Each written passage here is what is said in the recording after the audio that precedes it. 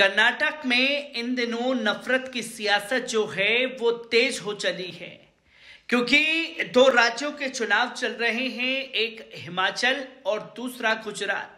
हिमाचल और गुजरात चुनाव से जब बाहर निकलेंगे तो भारतीय जनता पार्टी को अपनी सियासत को बचाने का काम करना है कर्नाटक में, और दूसरा राजस्थान में किस तरीके से फिर से सत्ता पर काबिज हो, इसके पीछे दिमाग लगाना है। और वो दिमाग नफरत की सियासत से ही लगाया जा सकता है, जिसके चलते अब वो स्कूल के बच्चों को इस हिंदू मुस्लिम की आग में झोंक देने पर तुली हुई है। क्योंकि इससे पहले हमने तस्वीर साफ तौर पर देखी थी कि कैसे कर्नाटक में कॉलेजेस के बच्चों को इस आग में झोंकने का काम किया गया था, जहां हिजाब का मसला इतना तूल दिया गया, इतना उसे बढ़ावा दिया गया कि बाद में कुछ लोग स्कूल कॉलेज के बच्चों को भगवा गमछा और तमाम तरीके से चीजें बांटते हुए दिखाई दिए थे।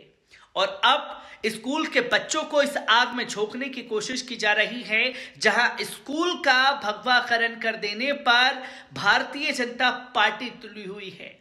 और खुद शिक्षा मंत्री ने इसका ऐलान किया, और शिक्षा मंत्री के इस ऐलान के बाद जो है भारतीय जनता पार्टी चौतरफा घिर चुकी है। क्योंकि कांग्रेस खुल करके इसका विरोध कर रही है, तो वहीं शिक्षक भी साफ तौर पर बोल रहे हैं कि अगर आपको कोई काम कर रहा है तो बच्चों की शिक्षा को कैसे इंप्रूव किया जाए, किस तरीके से जो शिक्षकों की संख्या घट रही है उसे दूर किया जाए, ना कि बजाबता आप स्कूल की दीवारों पर पेंटिंग करवाएं भगवा, जिस पर बवाल मचना तय है और तमाम तस्वीरें सामने आ रही हैं। एक बार इस पूरी रिपोर्ट पर नजर डालते हैं। कर्नाटक सरकार स्कूलों में विवेका क्लासरूम बनाने जा रही है। इस दौरान शिक्षा मंत्री बीसी नागेश के एक बयान ने नया विवाद खड़ा कर दिया है। बीसी नागेश ने कहा है कि विवेका योजना के तहत बनाए जा रहे 7,500 से अधिक नए कक्षाओं को भगवा रंग में रंगा जाएगा। इस बयान के बाद विपक्षी दलों ने बीजेपी को निशाने पर लिया है। वहीं बीजेपी भी लगातार पलटवार करती हुई दिखाई दी है, क्योंकि रविवार को उत्तर कर्नाटक के गडक जिले में एक कार्यक्रम में बोलते हुए बसवराज बोमई के मंत्री ने कहा कि विवेका योजना के तहत निर्मित कक्षाएं भगवा रंग की होंगी। उन्होंने ये भी कहा कि ये रंग आर्किटेक्ट की सलाह पर चुना गया है, ना कि किसी विचारधारा से संबंधित है। सरकार के इस कदम की कुछ शिक्षाविदों और विपक्ष ने भी आलोचना की है, यानी कि इसके शिक्षक भी विरोध कर रहे हैं और विपक्ष भी आलोचना कर रहा है, जिन्होंने बताया कि ये सरकारी स्कूल कक्षा जैसे धर्मनिरपेक्ष संस्थानों के लिए अनुपयुक्त है। शिक्षाविद निरंजना आराध्य वीपी ने इसे शिक्षा के भगवाकरण का नया रूप करार दिया है।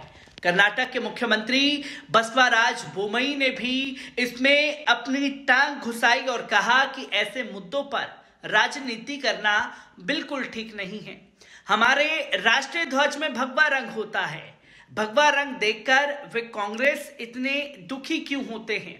उन्होंने कहा कि हम कक्षाओं का निर्माण कर रहे हैं और उन्हें स्वामी विवेकानंद को समर्पित कर रहे हैं, जो भगवा वस्त्र पहनने वाले संत थे। ऐसे में गलत क्या है? वहीं इस मामले में कांग्रेस विधायक प्रियांक खरगे ने कहा कि हम भगवा का विरोध बिल्कुल नहीं कर रहे, बल्कि सरकार की प्राथमिकताओं पर ही सवाल उठा रहे हैं। क्योंकि चरमराते बुनियादी ढांचे पर शिक्षकों की कमी, पूर्ण बुनियादी ढांचे के लिए कोई बजट आवंटित नहीं किया जा रहा, बच्चों को ड्रॉप आउट बढ़ रहा है। और सरकार की प्राथमिकता क्या है? दीवार की पेंटिंग। उन्होंने कहा कि आप स्वतंत्र भारत में सबसे राष्ट्रवादी पार्टी होने का दावा करते हैं, इसलिए इसे तिरंगे में रंग दें। आपके बहाने क्या है?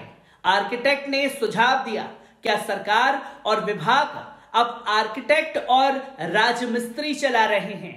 जहां प्रियांक खड़गे ने यह साफ तौर पर सवाल भारतीय जनता पार्टी के मुख्यमंत्री बसवराज बोम्मई से पूछा। इसके साथ आपको बता दें कि दक्षिणपंथी श्री राम सेना के प्रमुख प्रमोद मुतालिक ने रविवार को बताया कि उनके सहित 25 उग्र हिंदूवादी कर्नाटक के अगले साल का विधानसभा चुनाव निर्दलीय उम्मीदवारों के रूप में लड़ेंगे। मुतालिक ने दावा किया कि इसका उद्देश्य हिंदुओं की रक्षा करना है। उन्होंने आरोप लगाया कि हिंदुओं के समर्थन में सत्ता में आई भारतीय जनता पार्टी खासतौर पर कर्नाटक में समुदाय और हिंदुत्व की रक्षा करने में पूरी तरीके से विफल रही है। जहां एक तरफ भाजपा नफरत की सियासत कर्नाटक में कर रही है, तो उग्र हिंदू नेता कह रहे हैं कि भाजपा हिंदुओं की रक्षा करने में नाकाम रही है। जहां उन्होंने केंद्र में प्रधानमंत्री श्री नरेंद्र मोदी जी और उत्तर प्रदेश में सीएम योगी आदित्यनाथ के अलावा कोई दूसरा ऐसा नहीं है जो हिंदुत्व को बचाने के लिए काम कर रहा हो।